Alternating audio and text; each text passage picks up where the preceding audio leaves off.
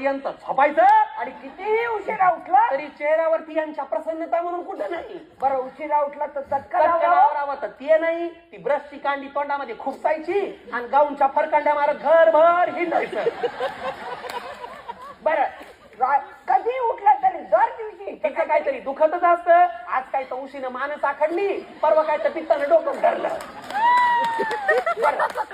एवढं झालं सगळं काय वाटपलं की जाऊन एक तर सगळं काम व्हायच्या आधीच त्या खोलीचं दार लावायचं आणि दिवसभर त्या पलंगावर उतानाच्या पातानं पडून राहायचं.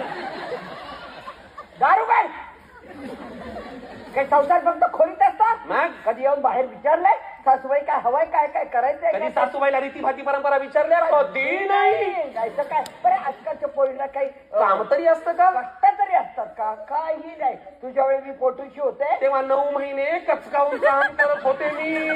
अरे तुझ्या वेळी जेव्हा कळा यायला लागल्या तेव्हा भांडे घासत होते मी. हा कळा आल्या तेव्हा भांड्याची घासणी घेऊन सुईनीकडे गेले. तिला टराटरा वडीत आणलं आणि कढईमध्येच तुला जन्म दिला.